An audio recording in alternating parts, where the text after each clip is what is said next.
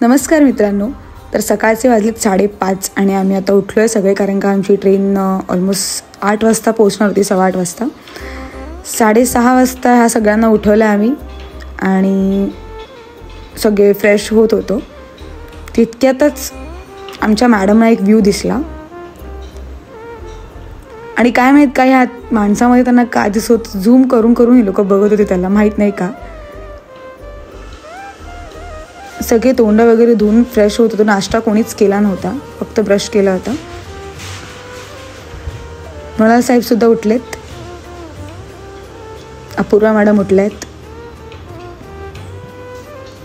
आपापले सकाळचे बुरसट अवतार बघत आम्ही उठून हा छान सुंदर सनराईज एन्जॉय करत होतो ट्रेनमधूनच. खूप सुंदर वाटत होतं.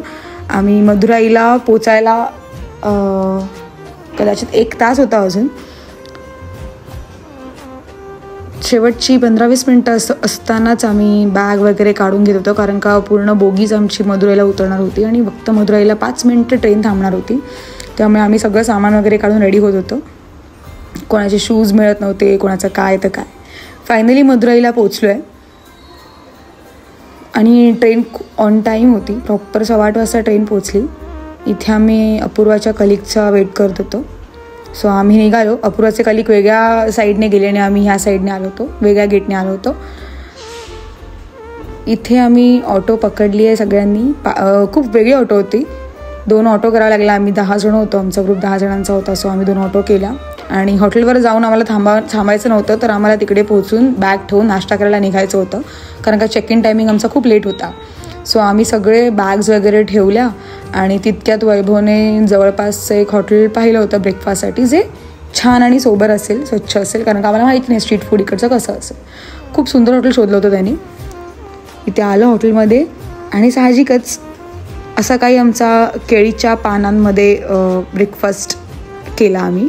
खूप वेगळं फिलिंग होतं, कारण का युजली आपल्या महाराष्ट्रात केळीच्या पानात आपण फक्त सणावाराला किंवा नैवेद्य असला तरच आपण केळीचं पान यूज करतो.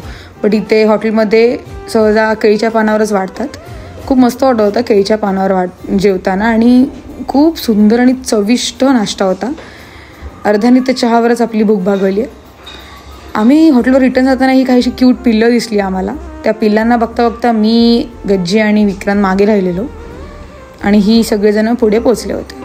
सो असा काही एंट्रन्स होता आमच्या हॉटेलचा. आम्ही इथे रिसेप्शनिस्टला, म्हणजेच त्यांना मला ज्या हव्या होत्या थोड्याफार डिटेल्स घेत होतो. एक्झाम्पल, आम्ही ज्या टेम्पलला मदुराईला जाणार होतो, मीनाक्षी टेम्पलला, तर तिथे कसं जायचं, काय सोर्सेस आहेत ट्रॅव्हलिंगसाठी किंवा वायफायचा पासवर्ड, या सगळ्या गोष्टी आम्ही विचारत होतो. आणि खूप छान डेकोरेशन केलं होतं, क्रिसमस जवळच असल्यामुळे. अशा आम्ही बॅगा सोडून आम्ही नाश्त्याला गेलेलो. तोपर्यंत सगळे सेटल झाले होते आणि आमच्याकडे फक्त 1.5 ते 2 तास होते, कारण ते मंदिर बंद असतं. 4 वाजता काहीतरी ओपन होतं आणि आम्ही 10-12 जणांना आम्हाला फ्रेश होऊन निघायचं होतं.